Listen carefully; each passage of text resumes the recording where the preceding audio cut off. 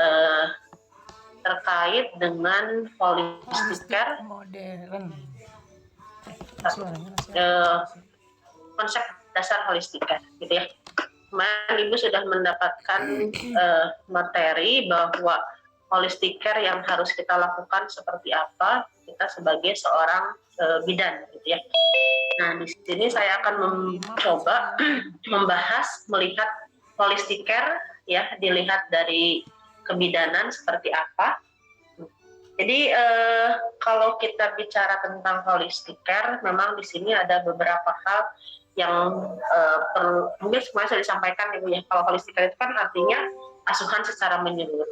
Nah, kemarin kita sudah membahas sedikit tentang holistic care, gitu ya. Jadi kalau kita bicara holistic care, kemarin sudah disampaikan bahwa seorang bidan itu lebih memperhatikan dalam memberikan asuhannya itu lebih memperhatikan keutuhan aspek kehidupan, gitu ya. Baik dari jasmani, mental, sosial maupun spiritual. Tentunya hal ini saling berkaitan, gitu ya. Jadi satu sama lain saling berkaitan, sehingga kalau kita lihat dari konsep sehat, sebetulnya holistic care itu sebetulnya melihat dari konsep sehat yang sudah kita pahami bersama, gitu ya. Bahwa di dalam konsep sehat itu kita paham bahwa apa yang dinamakan misalkan konsep sehat, di situ tentu ada bagian misalkan mental, fisik maupun jiwa, gitu ya. Nah, kalau kita bicara terkait dengan pelayanan pada klinik holistic care, berarti di sini kita paham konsep kebidanan yang meyakini bahwa penyakit yang dialami seseorang itu bukan saja merupakan masalah fisik, ya. Kemarin sudah disampaikan sebetulnya di awal bahwa pelayanan kebidanan holistic care ini tentu lebih memperhatikan keutuhan manusia secara utuh, gitu ya. Secara utuh di sini artinya pada saat kita berhadapan dengan klien, maka kita memperhatikan juga aspek-aspek lainnya. Nah, tentu kita memahami ada beberapa faktor yang mempengaruhi kesehatan manusia, gitu ya. Ibu secara keilmuan dasarnya, Ibu memahami, gitu ya, bahwa konsep kemarin mungkin Bu Lina sudah menyampaikan konsep sakit itu sebetulnya apa yang terjadi pada saat seseorang mengalami masalah sakit, gitu ya. Sebetulnya lebih kepada hal yang berhubungan dengan keluhan yang dirasakannya seperti apa, gitu ya. Nah, kalau dilihat dari konsep sehat, ya, yang sudah disampaikan, bahwa artinya sehat itu pada saat kita berhadapan dengan klien berarti memperhatikan berbagai aspek.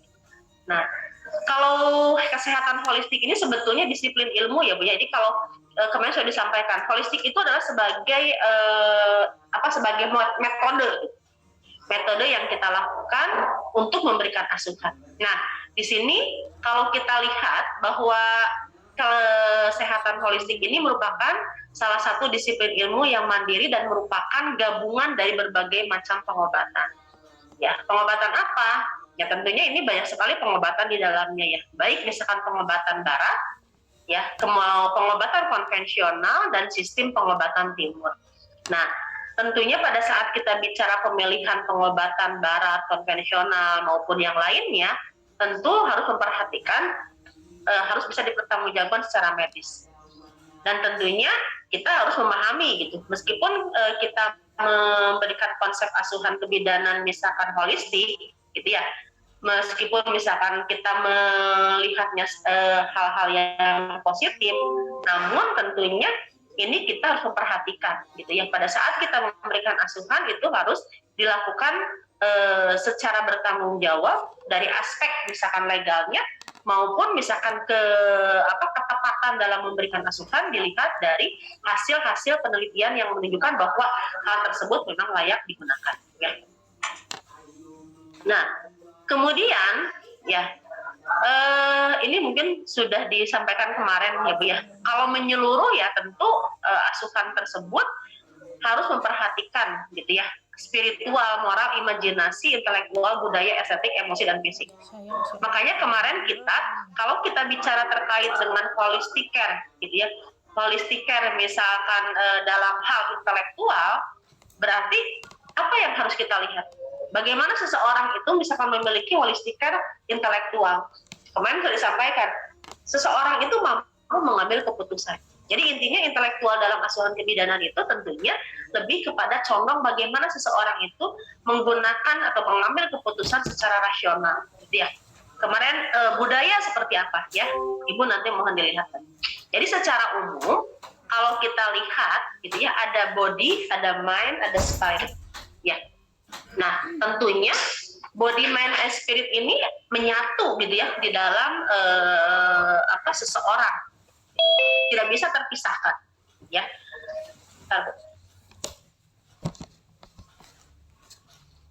Tidak terpisahkan di sini bagaimana ya? Artinya tidak bisa misalkan dipilah-pilah. Mana bagian ini, nah bagian mana misalkan fisik, gitu ya.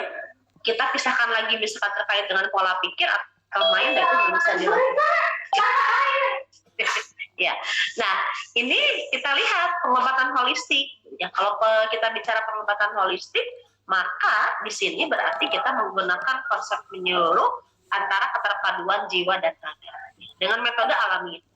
Nah, jadi kalau kita kebidanan karena konsepnya lebih kepada fisiologis, maka memang kita menggunakan metode-metode alamiah. Ya. Alamiah itu yang misalkan berasal dari internal dari si kliennya tersebut maupun dari eksternalnya, gitu ya. Dilihat dari interaksi satu sama lain yang saling mempengaruhi, gitu ya Bu ya. Jadi kalau kita bicara asuhan kebidanan holistik kan tadi disampaikan kita melihat juga faktor lainnya, ya. Ini sejarah, gitu ya. Ada kalau kita lihat sejarah holistik atau pengobatan holistik itu sebetulnya sudah dikenal sejak zaman dulu, ya, Bu ya. Pada peradaban Babilonia ini di Mesir mereka sudah menerapkan. Bagaimana misalkan mereka memberikan pengobatan, ya, dengan pembuatan obatnya itu misalkan melalui doa, gitu kan ya, Bu ya. Kalau Mesir kan mungkin negara misalkan Timur Tengah yang misalkan lebih kepada agamanya mayoritas Islam. Jadi sebetulnya di dalam buku-buku atau di dalam peninggalan ternyata mereka pengobatannya itu dengan doa-doa, ya. Nah, doa-doa ini artinya sebetulnya pengobatannya lebih menggunakan pendekatan secara spiritual, gitu ya. Mereka juga Mesir itu sebetulnya salah satu negara yang perkembangan terkait dengan medis itu lumayan bagus, gitu ya, Bia.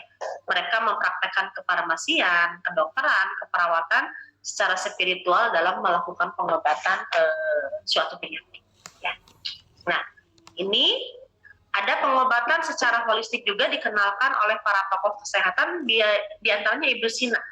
Ibnu Sina itu salah satu salah satu orang yang di negara Timur Tengah yang fokus terhadap kesehatan.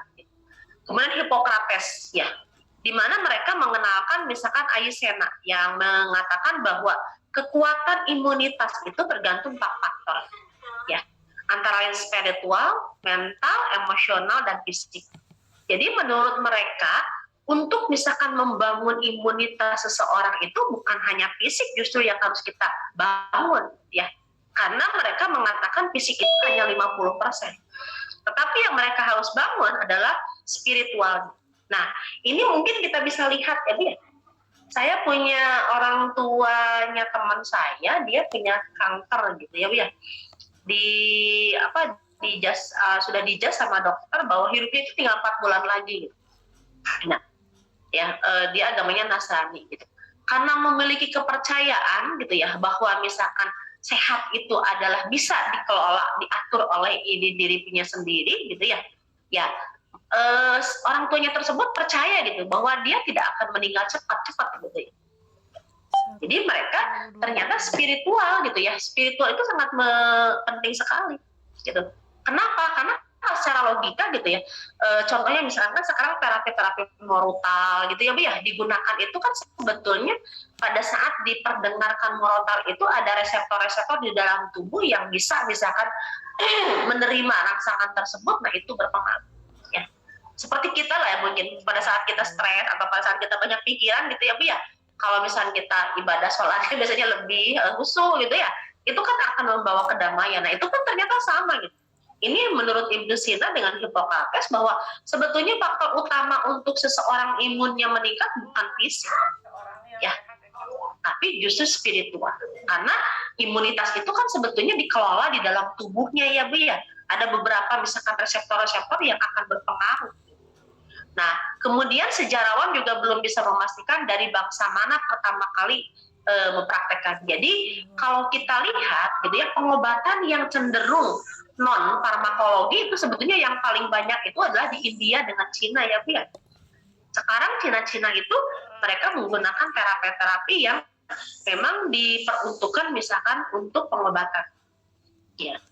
Para praktisi holistik itu mempraktekkan prinsip hidup lewat penyeimbangan tubuh. Kemarin disampaikan di pertemuan pertama bahwa untuk menjaga kesehatan ternyata butuh adanya keseimbangan, gitu ya.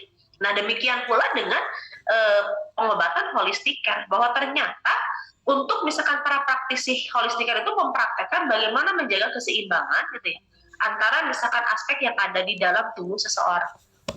Ini contohnya Socrates ya, di mana dia menganut bahwa mengajarkan harus memandang tubuh itu sebagai keseluruhan, jadi bukan bagian yang terpisah.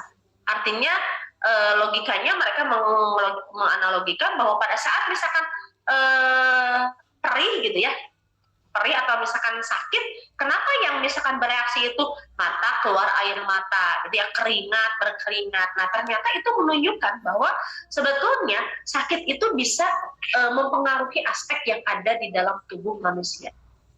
Ya. Ini semua bentuk praktek kebidanan tujuannya adalah membantu kesembuhan secara menyeluruh. Jadi kita pahami gitu ya Bu ya, kalaupun kita mengobati pada pasien yang sakit atau yang hamil, intinya kita memberikan pengobatan supaya mereka itu dapat sembuh.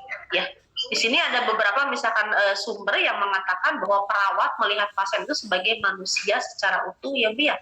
Asuhan kebidanan juga didasarkan kepada perawatan pasien secara total. Jadi memperhatikan kebutuhan fisik, emosi, sosial, dan ekonomi. Nah, ini ada beberapa sumber yang saya tambahkan bahwa di sini memang misalkan seorang perawat atau seorang misalkan pemberi asuhan itu perlu mempertimbangkan respon pasien terhadap penyakitnya dan mengkaji tingkat kemampuan seseorang untuk memenuhi kebutuhan. Artinya begini, pada saat kita memberikan asuhan holistik care, maka sebetulnya kita juga harus menilai kepercayaan dirinya si pasien, menilai kemampuan pasien gitu ya, sehingga itu dijadikan sebagai modal dalam misalkan menyembuhkan klien, gitu kan ya Bu ya. Sebelum misalkan pasien itu misalkan contohnya tadi penyakit terminal, ya, sebelum pasien itu misalkan meyakini bahwa penyakitnya itu bisa menimbulkan bahaya ataupun lain, nah maka mereka harus memastikan gitu, ada kepercayaan diri yang harus dia bangun. Ya. Ini kemudian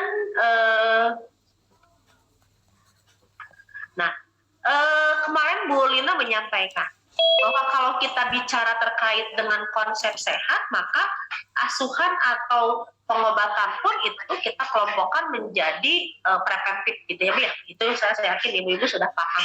Ada preventif, ada promotif gitu ya. Kemudian ada kuratif, ada rehabilitatif gitu. Jadi kalaupun memang asuhan kebidanan ataupun asuhan holistik sebetulnya tetap sama gitu Bu. Memberikan asuhannya secara 4 komponen ini. Bagaimana mempromosikan kesehatannya, bagaimana meningkatkan kesehatannya gitu ya, bagaimana merecovery kesehatannya, bagaimana misalkan memberikan pengobatan. Jadi di dalam holistik care juga sama sebetulnya. Asuhannya kita fokus ke dalam 4 area ini. Ya, 4 hal promotif, preventif, kuratif, dan rehabilitatif. Nah, itu ya Bu ya yang perlu kita pahami. Jadi meskipun asuhan kebidanan kita holistik care, tetap gitu ya kita melihatnya dari 4 aspek yang harus kita lihat. Nah ini dimensi perawatan holistik ini tadi disampaikan antara biopsikososial dan spiritual seseorang, di mana seseorang itu merupakan kesatuan yang tidak bisa dipisahkan. Ini ada macam-macam holistik atau pengobatan holistik care ya Bu, yang pendekatannya ke holistik. Yang pertama adalah holistik tradisional. Nah ini sebetulnya suatu teknik penyembuhan yang dapat memanfaatkan alam dengan prinsip holism. Ya, contohnya seperti apa gitu. Nah, kalau kita bicara holistik, gitu ya, makanya kan pengobatannya lebih kepada non farmakologi. Ya, non farmakologi itu yang kelompok holistik tradisional diantaranya adalah berasal dari pemanfaatan alam sebagai pengobatan dalam pemberian terapi. Ya. Jadi mereka ini sebagai pengobatan tradisional. Ya. Apa yang termasuk di dalamnya? Di antaranya adalah akupunktur, akupressure, ya, herbal, ayurveda, homeopati, pranic healing, ya, apiterapi dan lain-lain. Nah, ini adalah lebih kepada holistik tradisional. Kemudian yang lainnya adalah holistik modern, gitu ya. Kalau holistik modern ini yaitu penyembuhan, gitu ya, penyembuhan terkait dengan menggabungkan antara pengobatan atau penyembuhan tradisional, ya, dengan teknologi dan sains serta memanfaatkan alam dengan prinsip holistik. Seperti apa? Seperti homeopati, gitu ya, osteopati, alopati, psikologi, hipnotis, gitu ya, naturopati dan sebagainya. Mereka lebih kepada konsepnya pada konsep modern. Nah, jadi kalau kita bicara holistic care, sebetulnya kita pahami gitu. Jadi pengobatan tradisional holistic care itu sangat banyak sekali. Bukan hanya misalkan, jadi kita harus paham gitu ya. Kenapa misalkan hal ini menjadi termasuk ke dalam pengobatan holistic care? Karena kita lihat, gitu ya, lihat apakah tradisional atau bukan. Ya. Kemudian holistik modern antropati. Nah ini gabungan teknik alternatif tradisional dengan teknologi sains, ya. Nah di sini pengobatan misalkan alopati lebih fokus kepada akar penyakit, jadi bukan kepada gejalanya. Ya, lebih teknik ini biasanya menggunakan teknik alam. Jadi sebab akibat, gitu ya. Kalau misalkan contohnya mual muntah itu kan sebetulnya lebih kepada gejala klinis, ya, sebab akibatnya. Tetapi pengobatan misalkan alopati ini, apa yang menyebabkan mual? Apa yang jadi lebih kepada akar masalah yang menjadi penyebab orang itu mual. Sebetulnya itu kalau misalnya kan lebih rasional, gitu ya. Contohnya, kenapa misalkan mual itu dari mana? Berarti kita lihat secara patofisiologi apa yang menyebabkan mual. Ya, menyebabkan mual itu misalkan asam lambung yang meningkat.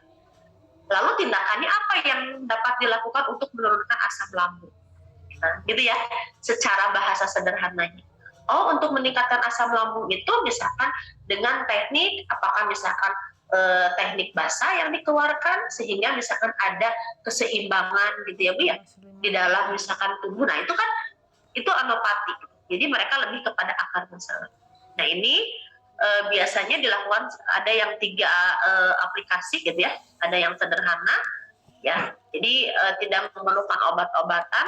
Ada yang misalkan cerdik itu mengajarkan untuk berpikir, dan ada bijaksana menekankan kepada pemikiran bijak melihat faktor moralitas. Nah ini ya. Jadi kalau misalkan dari segi pemikiran, prinsip dasar alopati juga ada 3, yaitu Tuhan, hukum alam, dan kasih, gitu ya. Jadi alopati itu misalkan tadi contohnya, misalkan dengan kasih sayang, bagaimana misalkan seseorang dia mengalami misalkan rasa sakit, ya. Rasa sakit itu tadi misalkan dengan hubungan Tuhan, kita mencari bagaimana cara menyebabkan misalkan dengan hubungan Tuhan itu akan mengurangi rasa sakit. Dengan misalkan banyak doa, dengan rilis, dari rilis tersebut misalkan ternyata meningkatkan hormon dari misalkan endorfin, ya. Dari kasih sayang, dari misalkan lingkungannya, nah itu. Jadi mereka lebih kepada hal itu. Nah, penerapan holistic care merupakan pengobatan dengan menggunakan tadi ya Bu ya, konsep menyeluruh. Apa yang dilihatnya? Biasanya mereka memperhatikan jiwa raga dengan pengobatan ilmiah serta ilahiyah yang di mana tubuh manusia itu merupakan keterpaduan yang sangat kompleks. Jadi sebetulnya kalau kita memberikan asuhan kebidanan gitu ya Bu ya, misalkan sambil kita memenuhi kebutuhan si pasien, misalkan secara fisiknya, mobilitasnya dalam persalinan, misalkan pemenuhan kebutuhan nutrisinya. Kita juga kan misalkan dengan menggunakan murotal gitu kan ya Bu ya, itu kan lebih kepada spiritual, dengan misalkan membacakan, kan kalau di misalkan bisa aja ibu coba baca surat ini gitu kan kita tidak tahu gitu ya bahwa surat-suratan misalkan kalau yang beragama Islam katanya surat-suratan yang ada di dalam Al-Quran itu kan bisa dijadikan menjadi penenang gitu ya, karena ada kepercayaan misalkan terkait dengan apa yang dilafazkan itu ternyata bisa memberikan sugesti yang positif gitu ya. Nah ini mungkin yang perlu kita perhatikan dalam memberikan asuhan. Nah, pengobatan holistic care terpadu tadi itu sangat nyata ya dengan konsep kedokteran atau konvensional.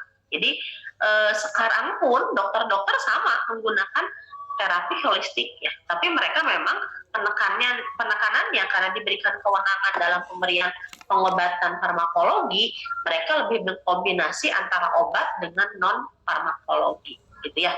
Sedangkan kita sebagai seorang bidan karena misalkan keterbatasan dalam penggunaan farmakologi, maka kita misalkan menggunakan obat-obatan non-farmakologi yang dapat diimplementasikan di dalam asuhan kebidanan. Tapi tentunya itu harus hati-hati, gitu ya.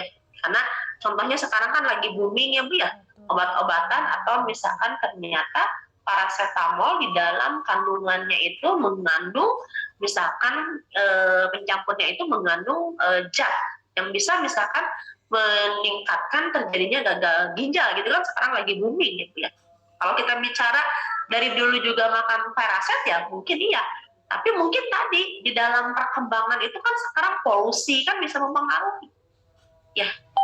Kalau contohnya begini saja, kalau ibu misalkan tidak hamil minum prostaglandin ya tidak akan mulus ya Bu ya. Tapi kalau misalkan ibu hamil minum prostaglandin akan mengalami keguguran. Kenapa?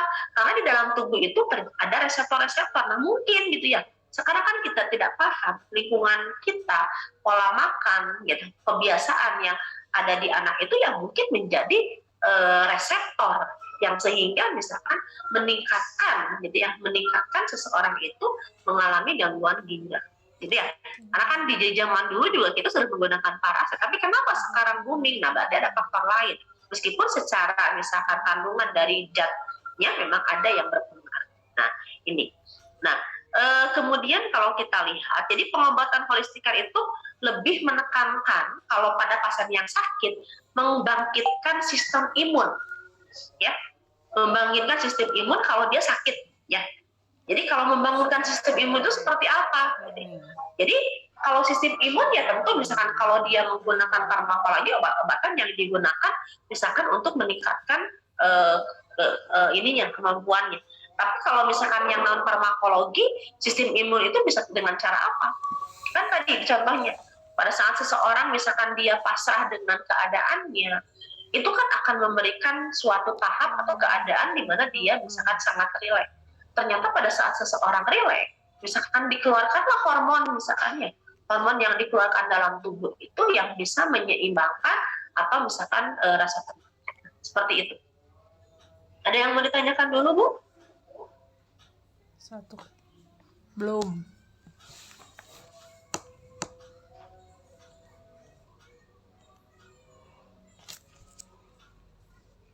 Oke. Kita lanjut. 109. Ya. Ini pendekatan biopsikososial tadi ya Bu ya. Jadi holistik itu biopsikososial.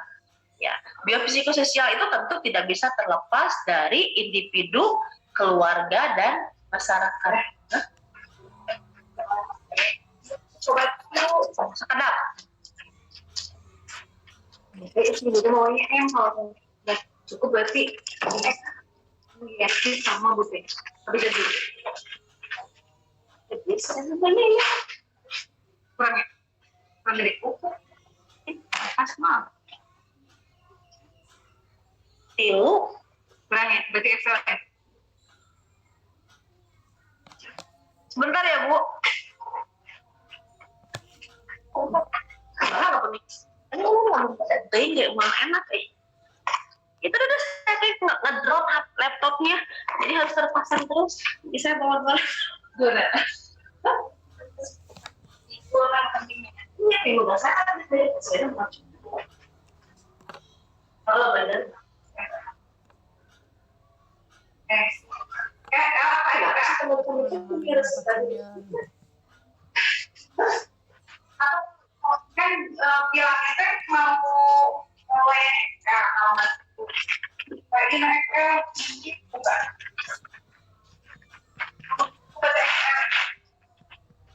XL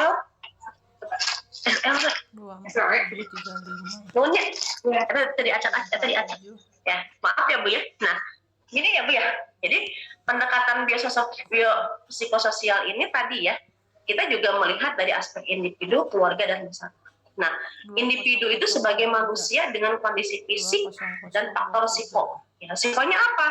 Terkait dengan pengetahuan, terkait dengan pengalaman, gitu ya. Kalau keluarga, ya ini berarti siklus hidup keluarga. Jadi kita pahami ya, Bu, ya, bahwa kalau kita bicara holistika, kita melihatnya juga ada lingkup asuhannya. Ada individu, ada keluarga, dan ada masyarakat. Nah, masyarakat dan lingkungan di sini sebetulnya adalah kondisi fisik atau risiko lingkungan fisik yang akan mempengaruhi seseorang. Jadi kalau kita bicara pengobatan holistik, sebetulnya kita harus melihat dari berbagai aspek. Aspek siapa? Aspek individu, aspek keluarga, aspek masyarakat. Karena pada saat misalkan seseorang dia berada di dalam lingkungan masyarakat yang tidak mendukung, itu akan berpengaruh. Itu ya. Jadi kita juga dalam memberikan asuhan harus memperhatikan hal tersebut. Ini jadi kalau kita melihat masalah holistik, ini tadi ya ada keluarga di mana keluarga itu ada fisik, sosial, kultur, dan psikis. Kemudian individu itu lebih kepada diagnosis kasus terkait dengan apa yang menjadi permasalahan dalam dirinya, kemudian terkait dengan kepuasan, harapan manusia, dan sedangkan lingkungan masyarakat itu hampir sama dengan lingkungan keluarga. Tapi di sini ada faktor atau ada unsur individu lain. Ya. Ini komponen pendekatan ya dalam misalkan asuhan holistik. Diagnosa fokus pada penyakit, ada yang diagnosis khusus pada individu sebagai manusia, ya, baik fisik, misalkan sosial, spiritual dan sosial, dan ada fokus pada keluarga. Jadi ibu harus memperhatikan gitu ya, bahwa ada beberapa terapi yang menggunakan holistika yang fokusnya misalkan lebih kepada mindset-nya. Gitu ya, yang fokusnya misalkan lebih kepada hal yang berhubungan, nah itu kita pahami gitu ya Bu ya. Jadi sebetulnya ya itu tadi itu menjadi pilihan kita gitu. Kalau kita mau melakukan pengobatan dengan penggunaan misalkan holistika, ya kita bisa menggunakan aspek itu juga. Nah, kemudian yang kita lihat ya, ini juga ada diagnosis lingkungan keluarga. Gitu ya Bu ya. Jadi kita harus memahami bahwa ternyata di dalam asuhan kebidanan juga kita harus melihat ya Bu ya. Jadi kalau contohnya aja mual muntah. Mual muntah itu ya memang misalkan kenapa mual muntah biasanya kan terjadi peningkatan asam lambung yang meningkat. Oh, terjadi peningkatan asam lambung meningkat itu karena apa gitu ya? Oh, karena makanan. Oh, karena misalkan psikososial atau psikologisnya. Nah, itu ternyata bisa melihat itu. Jadi kalau kita melihat pasien dengan mual muntah pada ibu hamil, kita lebih mungkin rasional, lebih bagusnya pendekatannya lebih kepada holistik. Kenapa? Karena kenapa kalau memang misalkan terjadi pada semua ibu hamil, kenapa ibu hamil lain tidak mengalami hal itu? Ya, tanpa kita juga harus mengidentifikasi gitu ya Bu ya. Karena ada beberapa misalkan yang meningkatkan mual itu misalkan karena HCG pada pasien yang mengalami kelainan atau mola hidatidosa. Nah, itu kita juga harus memahami faktor patologisnya gitu ya Bu ya. Maka pada saat kita bicara terkait dengan mual, maka kita pahami patofisiologinya, maka kita nanti akan menemukan apakah ini fisiologis, apakah ini patologis. Ya, kalau fisiologis berarti apa yang kita tahu? Oh, kalau patologis, contohnya misalkan mual muntah yang berlebihan pada perempuan yang hamil, jangan-jangan karena ada perubahan atau peningkatan misalkan dari HCG, hormon HCG yang dikeluarkan dari misalkan chorion pada pasien yang mengalami mola hidatidosis. Ini ya, dimensi fisik, spiritual, dan sosial, ya keluhan individu bermasalah atau keluarga bermasalah maka kita lebih kepada diperiksa dengan pembuktian keluhan. Berarti kita pendekatannya fisik. Ya, kita dengan misalkan empati, maka kita pendekatan psikologi. Mencari data pendukung dalam catatan, misalkan kita bisa melihat untuk membuktikan apakah fisik, psiko, atau sosial. Ya, jadi sebetulnya kalau kita bicara pendekatan asuhan kebidanan holistik itu tadi bisa berbagai cara, gitu ya. Untuk mengidentifikasi terkait misalkan masalah sosial, ya kita bertanya, apakah ada yang menjadi tidak nyaman dengan lingkungannya, gitu kan ya? Kita gitu ya. Jadi pendekatan untuk menggali faktor apa yang mempengaruhi ya kita jadi paham. Ini ya konsep Bloom kemarin mungkin sudah disampaikan oleh Bu Lina bahwa sakit atau seseorang itu kan sakit itu banyak faktor yang mempengaruhi. Penyakit itu ada misalkan agent, ada environment-nya, ada misalkan host. Nah, sedangkan menurut Bloom bahwa derajat kesehatan itu dipengaruhi oleh faktor penduduk, faktor lingkungan, juga faktor perilaku. Ya, dan faktor pelayanan kesehatan, di mana semuanya saling berpengaruh, gitu ya Bu ya. Jadi kita pendekatannya dalam memberikan asuhan juga harus memperhatikan 11, ya. 20, Ada yang ditanyakan Ibu? 11. Ibu karena sekarang sudah asar, boleh Ibu kita break dulu ya Bu ya, sholat dulu ya Bu, 10 menit, maka kalau yang sholat 10 menit biar nanti rada enak ya. Saya berikan kesempatan untuk sholat dulu ya Bu ya, yang mau sholat. Karena saya juga sholat